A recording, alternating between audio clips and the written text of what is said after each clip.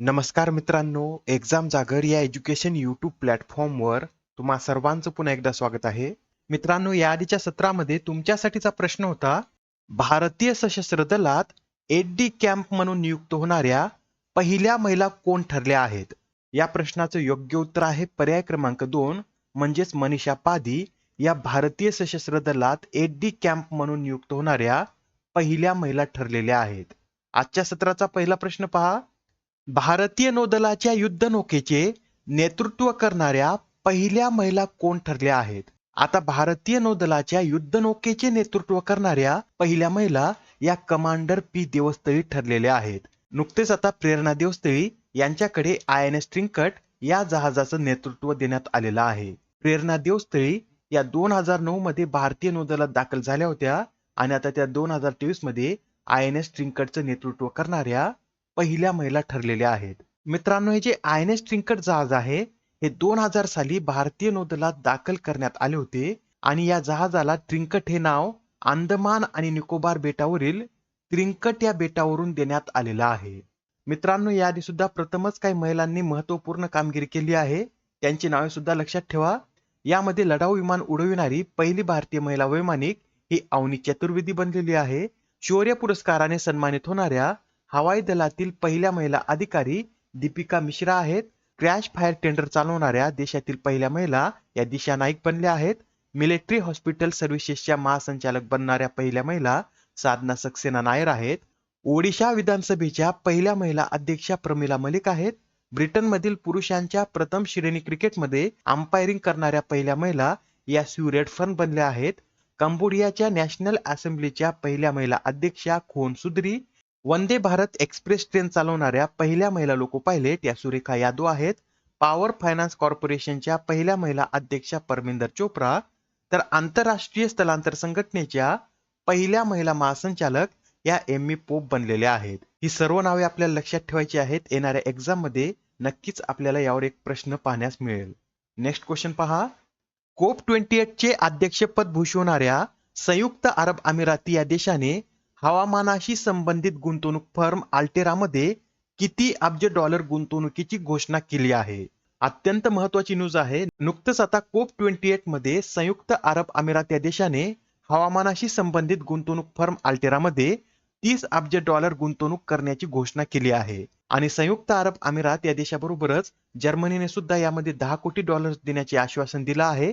तर ब्रिटनने 6 कोटी युरो देण्याची घोषणा केली आहे. बरं, यामध्ये अमेरिका किती गुंतवणूक करणार आहे? तर अमेरिका फक्त 1.75 कोटी डॉलरची गुंतवणूक करणार आहे. जपानने सुद्धा यामध्ये 1 कोटी डॉलर देण्याची घोषणा केली आहे. मित्रांनो, ही जी हवामानाशी संबंधित अल्टेरा संस्था आहे या संस्थेने 2030 पर्यंत जागतिक स्तरावर 250 अब्ज डॉलर उभारण्याचं लक्ष ठेवलं आहे. हा पॉइंट सुद्धा लक्षात ठेवा. आपल्याला एक्झाम मध्ये असं विचारलं जाऊ शकतं की अल्टेरा या संस्थेने 2030 पर्यंत जागतिक स्तरावर किती अब्ज डॉलर उभारण्याचे लक्ष ठेवलं आहे? तर 250 अब्ज डॉलर उभारण्याचं लक्ष ठेवलेलं आहे. आणि जी अल्टेरा संस्था आहे याची स्थापना लुनेट यांनी केली आहे व याचं मुख्यालय अबुधाबी मधील ग्लोबल मार्केट मध्ये आहे. आता हा प्रश्न पहा. मित्रांनो, हा मल्टीलायनर प्रश्न आहे. यात आपल्याला काय विचारलं आहे? तर खालील विधानांपैकी योग्य विधान निवडा. आता आपल्याला येथे 3 विधाने दिली आहेत. यापैकी कोणती विधाने योग्य आहेत आपल्याला हे यामध्ये निवडायचं आहे. पहिलं विधान वाचा काय आहे? तर पंतप्रधान नरेंद्र मोदी यांनी 1 डिसेंबर रोजी दुबई येथे COP28 दरम्यान संयुक्त अरब अमिरातीचे राष्ट्रपती शेख मोहम्मद बिन जायद अल नाह्यान यांच्या समवेत संयुक्तपणे ग्रीन क्रेडिट प्रोग्राम सुरू केला. आता हे जे पहिलं विधान आहे हे बरोबर आहे. पंतप्रधान नरेंद्र मोदी यांनी 1 डिसेंबर रोजीच UAE राष्ट्रपती शेख मोहम्मद बिन जायद यांच्या समवेत संयुक्तपणे ग्रीन क्रेडिट प्रोग्राम सुरू केला आहे. दुसरं विधान काय आहे?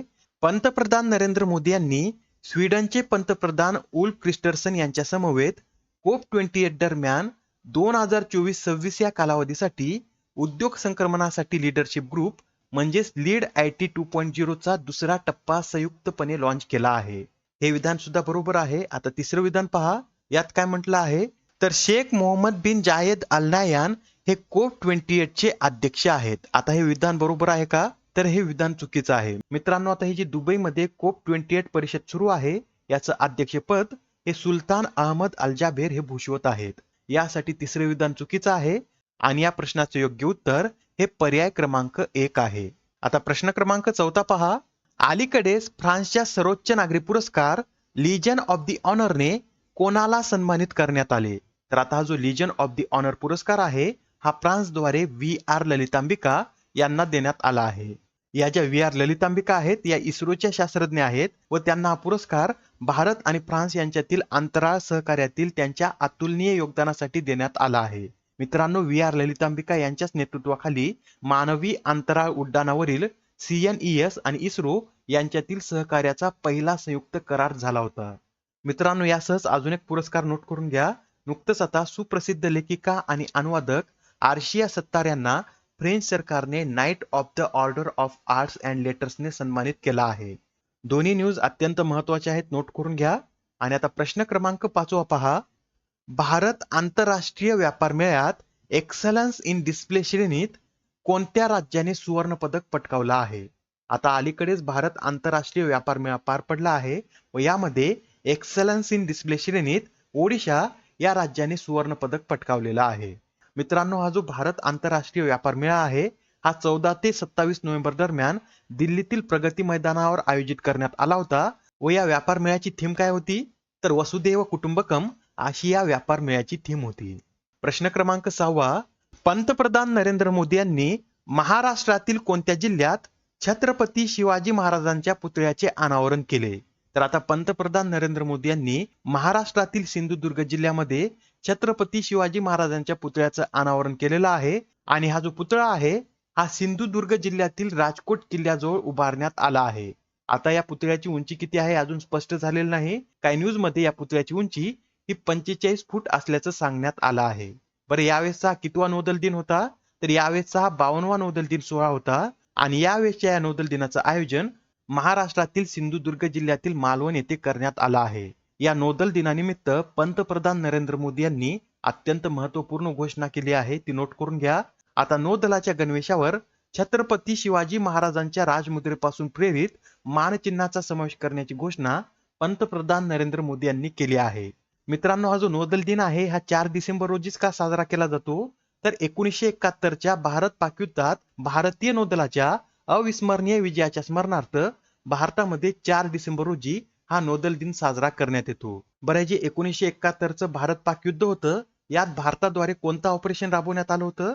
तर ऑपरेशन त्रिशूल हे भारताद्वारे राबवण्यात आलं होतं. प्रश्न क्रमांक 7 पहा. कोणत्या कंपनीच्या विमानाने 100% ग्रीन इंधन वापरून जगातील पहिले ट्रान्स अटलांटिक उड्डाण केलं आहे?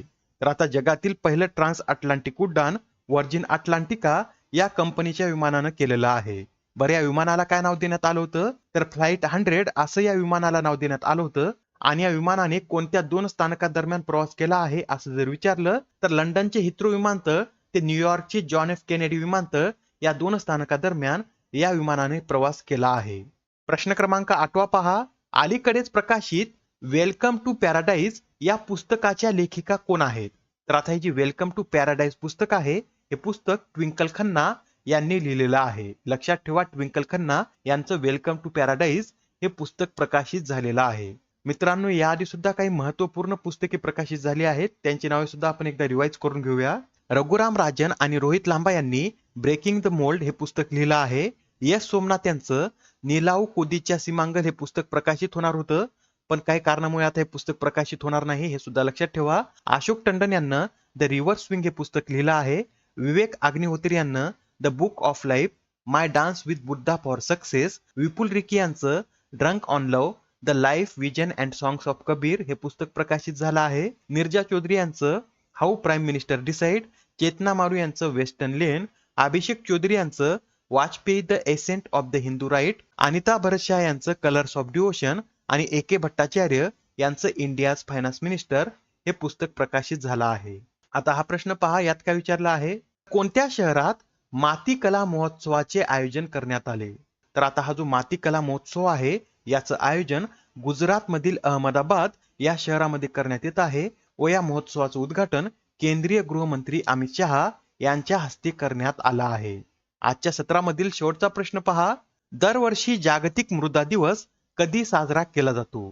तर आता हा जो जागतिक मृदा दिवस आहे हा दरवर्षी 5 डिसेंबर रोजी साजरा केला जातो आणि हा दिवस प्रथम 2014 मध्ये आयोजित करण्यात आला होता. मित्रांनो, यावेळेसची या दिवसाची थीम काय आहे? तर soil and water a source of life अशी यावेळेसची या दिवसाची थीम आहे. आजच्या सत्रामधील तुमच्यासाठीचा प्रश्न पहा. कोणता देश हा समलिंगी विवाहाची अधिकृतपणे नोंदणी करणारा दक्षिण आशियातील पहिला देश ठरला आहे? आता या प्रश्नाचं उत्तर कमेंटमध्ये देण्याचा प्रयत्न करा. उत्तर चुकलं तरी काही हरकत नाही, कारण ज्यावेळेस तुम्हाला या प्रश्नाचं योग्य उत्तर माहित होतं त्यावेळेस हा प्रश्न तुमच्या दीर्घकाळापर्यंत लक्षात राहतो. तर आता पुढच्या सत्रामध्ये पुन्हा भेटूया. धन्यवाद.